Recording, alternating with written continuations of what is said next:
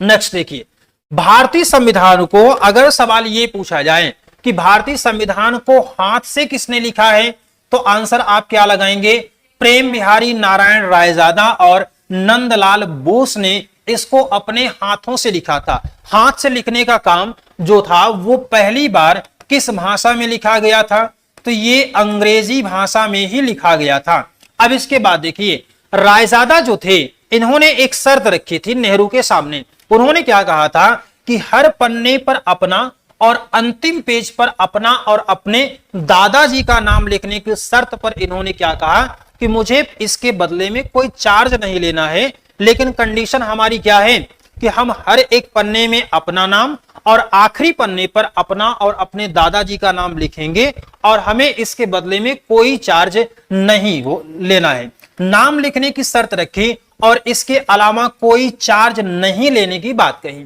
इस बात से क्या हुआ, नेहरू जी राजी हो गए। भारतीय संविधान को किस तरीके से लिखा गया है, इटैलिक रोमन स्टाइल में लिखा गया है। कभी आप मूल प्रति को देखिए, नेट पर आप सर्च करेंगे तो मूल प्रति आपको दिख जाएगी, इटैलिक टाइप में लिखा जाता है और कर्सिव लेटर में कुछ इस तरीके से आपको देखने को मिल जाता है। बात क्लियर है ना। तो इसको कैसे लिखा गया, इटैलिक रोमन स्टाइल में, और हर पन्ने पर फूल पत्तियों का बॉर्डर लगाया गया। यहां पर फूल पत्तियों का बॉर्डर लगाए जाने का मतलब था कि जो हमारे देश की पूरी सभ्यता और संस्कृति थी उस बात को भी वहां पर दिखाए जाने की कोशिश की गई थी। बात क्लियर है ना।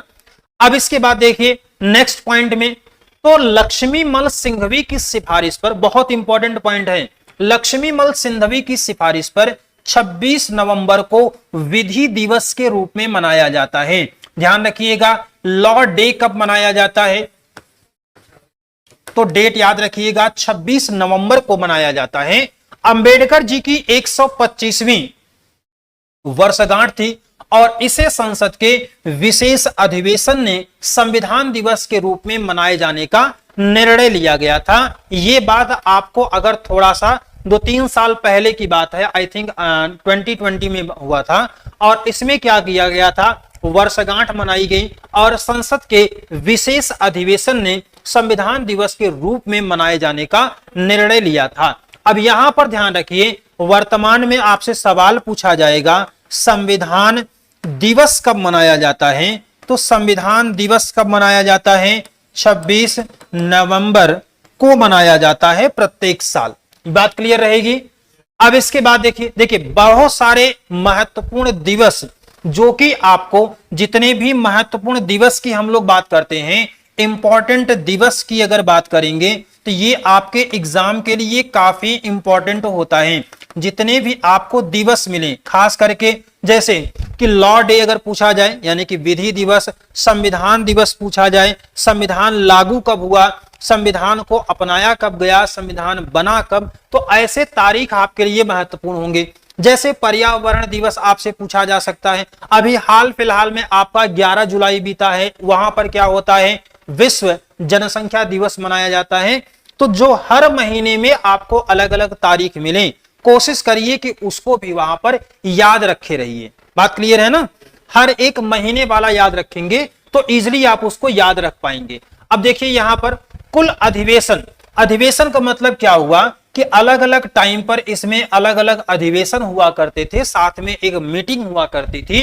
तो टोटल अधिवेशन कितने हुए हैं, तो ये 12 हुए हैं। 11+1 हमने इसलिए लिखा है कि जो लास्ट में 24 जनवरी 1950 को संविधान सभा की अंतिम बैठक हुई थी, इसे भी अधिवेशन के रूप में माना जाता है। इसलिए कुल बैठक कितनी होती है, 12 हो जाती है। टोटल कितनी होती है, अगर सवाल पूछा जाए तो 11 बैठक हुई थी। और जो लास्ट सीटिंग इसकी हुई थी, लास्ट मीटिंग हुई थी, वो कब हुआ था, 24 जनवरी 1950 को हुआ था। तो इसको भी हमने क्या मान लिया, एक मीटिंग के रूप में इसको मान लिया। बात क्लियर है। तो टोटल कितने हो गए, 12 हो गए। सवाल पूछा जाएगा कुल कितने अधिवेशन हुए हैं, तो आंसर आप क्या लगाएंगे, 12 लगाएंगे। और अंतिम बैठक कब हुई है, तो 24 जनवरी 1950 को हुई है। कंफर्म है। चलिए अगला पॉइंट आप देखिए यहां पर, तो संविधान सभा कुल महिला सदस्य कितनी थी, तो ये सवाल अगर आपसे पूछा जाए तो संविधान सभा में कुल महिला सदस्यों की संख्या कितनी थी? 15 थी। प्रथम बैठक में कितनी महिलाओं ने भाग लिया था? तो प्रथम बैठक में 9 महिलाओं ने क्या किया था? इसमें पार्टिसिपेट किया था। संविधान सभा की एकमात्र मुस्लिम महिला सदस्य कौन थी? तो इनका नाम क्या था? बेगम अय्याज रसूल इनका नाम था। याद रहेगा, सारे ये फैक्ट हैं और फैक्ट को जितनी बार आप पढ़ेंगे, जितनी बार रिवाइज करेंगे, वो सारे पॉइंट आपके लिए जरूरी होंगे। देखिए एक बार फिर से, कितने अधिवेशन हुए हैं? आंसर क्या लगाएंगे? 12। टोटल अधिवेशन पूछा जाएगा 12। तो आखिरी बैठक कब हुई थी? 24 जनवरी 1950 को। इसको भी एक अधिवेशन के रूप में काउंट किया जाता है, इसलिए टोटल कितनी बैठक हुई? तो 12 हो गई। प्रथम बैठक में कितनी महिलाओं ने भाग लिया? 9। प्रथम बैठक में कुल महिलाओं ने 9 और टोटल कितनी महिलाएं शामिल थी? तो 15। एकमात्र मुस्लिम महिला सदस्य कौन थी? बेगम अय्याज रसूल। इसके बाद देखिए, तो यहां पर आपको मिल जाएगा कि 26 नवंबर 1949 को संविधान को आंशिक रूप से लागू किया गया था। टोटल आर्टिकल कितने थे? टोटल अनुच्छेद 16 अनुच्छेद जो हैं वो उसी दिन लागू किए गए थे जिस दिन हमारे देश का संविधान बन करके तैयार हुआ था। ये इस दिन पूरी तरीके से बन करके तैयार हो गया। कब? 26 नवंबर 1949 को। और ये पूरी तरीके से लागू कब हुआ है? तो पूरी तरीके से लागू कब हुआ है? तो 26 जनवरी 1950 को ये पूरी तरीके से लागू हुआ है। बात क्लियर रहेगी। हमारे देश का संविधान बनकर तैयार कब हुआ है? तो आंसर लगाएंगे 26 नवंबर 1949। उस दिन कुल 16 अनुच्छेदों को लागू किया गया, इंप्लीमेंट किया गया। 26 नवंबर को विधि दिवस के रूप में मनाया जाता है और इस दिन लागू किए गए अनुच्छेद कुल कितने हुए हैं? तो 16 हैं। ये टोटल नंबर ऑफ आर्टिकल्स है, न कि हम 16th आर्टिकल की बात कर रहे हैं। मतलब समझ रहे हैं ना? ये टोटल कितने आर्टिकल इंप्लीमेंट हुए थे तो वो आप ध्यान में रखिएगा। 16 आर्टिकल इंप्लीमेंट हो गए थे। कब? 26 नवंबर 1949 को। बात क्लियर है। अब इसके बाद देखिए नेक्स्ट में आर्टिकल 394 जो है, ये 394 में कुल 15 अनुच्छेदों को लागू करने की बात कही गई थी। तो 15 अनुच्छेदों, अब 15 और 16 में कंफ्यूज हो रहे हैं क्या? 15 और 16 अभी हम लोगों ने लास्ट में बात किया, कुल कितने थे? 16 थे। यहां पर हम कह रहे हैं 15 हैं। कंफ्यूजन हो रहा है? हो रहा है? नहीं होना चाहिए। वजह क्या है? चूंकि 394 भी तो अपने आप में एक आर्टिकल है, तो जब ये खुद लागू होगा तब तो ये 15 को लागू करवाएगा। तो 394 प्लस ये 15 है। अब इसके बाद 26 जनवरी 1950 को संविधान पूरी तरीके से लागू हो गया। कांग्रेस का एक लाहौर अधिवेशन हुआ था दिसंबर 1929 में। इसमें कांग्रेस ने घोषणा किया था कि हर साल 26 जनवरी को हम स्वतंत्रता दिवस के रूप में मनाएंगे और इस तरीके से 26 जनवरी 1930 को पहला स्वतंत्रता दिवस मनाया गया था। ये ठीक है। देश जो है 15 अगस्त 1947 को आजाद होता है और वास्तविक मायने में 15 अगस्त को स्वतंत्रता दिवस मनाया जाने लगा। फिर 26 जनवरी को के महत्व को स्वीकार करते हुए, इसको महत्ता को बनाए रखते हुए संविधान निर्माताओं ने 26 जनवरी को ही संविधान को पूरी तरीके से लागू करने का निर्णय लिया। एक सवाल आपसे पूछा जाता है कि 26 जनवरी को ही संविधान को क्यों लागू किया गया? क्या 26 नवंबर 1949 को लागू नहीं कर सकते थे? तो इसलिए था कि ताकि इस डेट को, इस महत्व को भी बनाए रखा जाए। और 1930 में जो 26 जनवरी को स्वतंत्रता दिवस मनाए जाने की बात चल रही थी, तो वहां क्या किया गया कि जब देश आजाद हुआ तो वास्तविक रूप में हमारे लिए स्वतंत्रता दिवस कब हो गया? 15 अगस्त 1947 को। और उसी के स्थान पर 26 जनवरी को हमने क्या किया? संविधान को लागू कर दिया। बात क्लियर है? ऑप्शन में मिलेगा तो निश्चित रूप से इसको कर जाएंगे। अब इसके बाद देखिए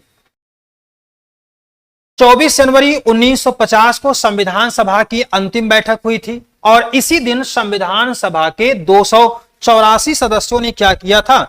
284 सदस्यों ने इस पर हस्ताक्षर किया। संविधान पर कितने सदस्यों ने हस्ताक्षर किया था? अगर यह सवाल आपसे पूछा जाएगा तो आंसर आप क्या लगाएंगे 284। और संविधान पर हस्ताक्षर करने वाले पहले व्यक्ति का नाम क्या था, पंडित जवाहरलाल नेहरू था। और इसी दिन डॉक्टर राजेंद्र प्रसाद को पहला राष्ट्रपति भी निर्वाचित किया गया था। बात क्लियर है।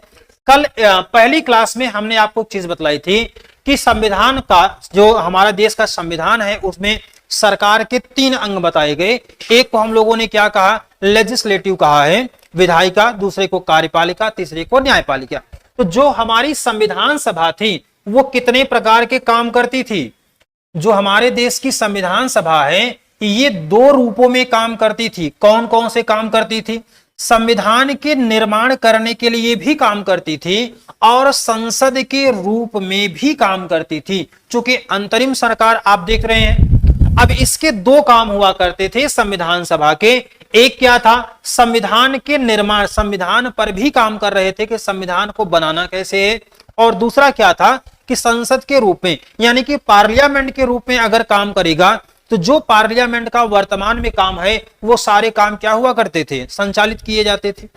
सवाल आपसे पूछा जा सकता है कि संविधान सभा जब संविधान निर्माण के लिए काम करती थी तो उस समय इसके चेयरमैन कौन हुआ करते थे, डॉक्टर राजेंद्र प्रसाद।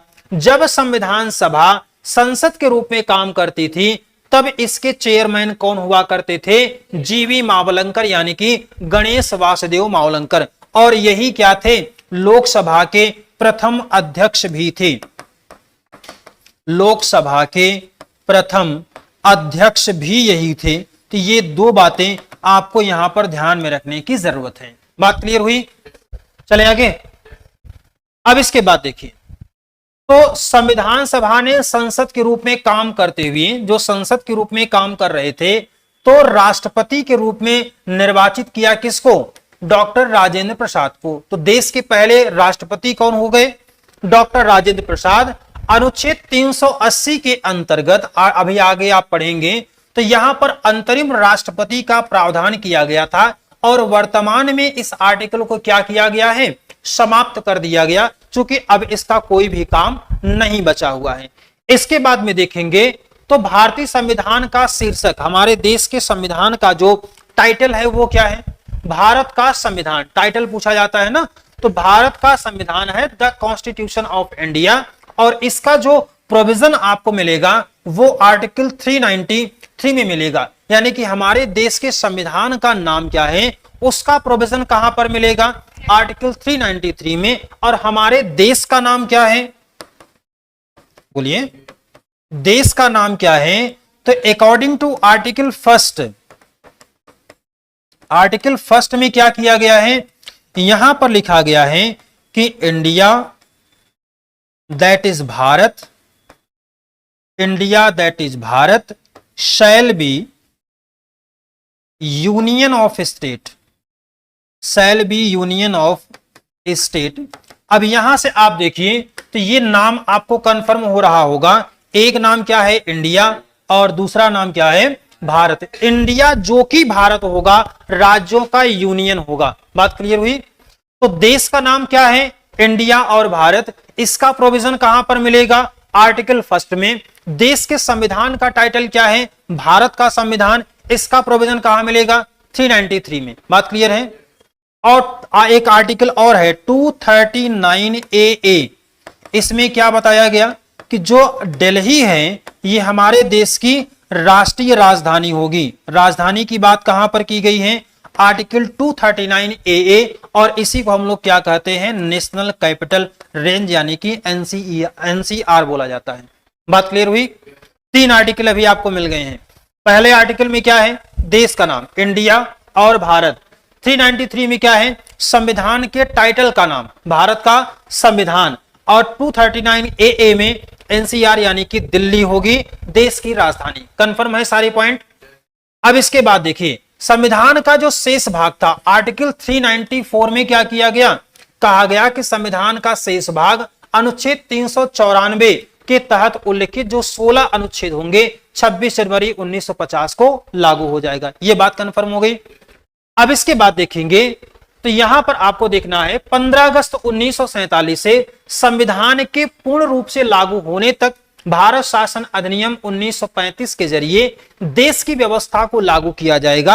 अभी आप देखेंगे जब हम लोग आगे भारतीय संविधान के सोर्सेस की बात करेंगे तो सोर्सेस में आपको कई सारे सोर्स मिलेंगे, उसी में से एक हम लोग देखेंगे 1935 के शासन अधिनियम की बात करेंगे। तो यहां पर क्या हुआ था कि 15 अगस्त 1947 से संविधान के पूरी तरीके से लागू किए जाने तक जो 1935 का अधिनियम है उसी के जरिए हम क्या करेंगे, देश की व्यवस्था को आगे अप्लाई करेंगे।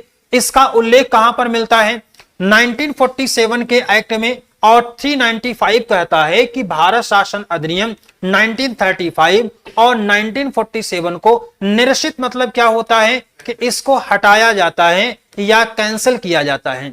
ये बात समझ में आई कि नहीं। अब इसके बाद देख लीजिए कुछ इंपॉर्टेंट पॉइंट हैं जो कि आपके एग्जाम के लिए जरूरी हो सकते हैं। पहला पॉइंट आपको यहां पर है, संविधान सभा के लिए हाथी के प्रतीक को अपनाया गया था। जब संविधान सभा को नेट पर सर्च करिएगा तो आपको दिख जाएगा, संविधान सभा का लोगो आप देखेंगे तो उस लोगो पर कौन रहता है, वहां पर एक हाथी का प्रतीक लगाया गया है। इसके बाद BN राव को संविधान सभा के कानूनी सलाहकार के रूप में नियुक्त किया गया था। संविधान सभा के सचिव कौन थे, HVR अयंगर थे, और SN मुखर्जी जो थे संविधान सभा के मुख्य प्रारूपकार के रूप में इनको नियुक्त किया गया। मूल संविधान जो था प्रेम बिहारी नारायण रायजादा के द्वारा लिखा गया था अंग्रेजी भाषा में, और इसके बाद हिंदी संस्करण जो आया था वो वसंत कृष्ण वैद्य के द्वारा लिखा गया। कलाकार नंदलाल बोस और बेहर राम मनोहर सिन्हा के द्वारा सौंदर्यीकरण का काम किया गया था।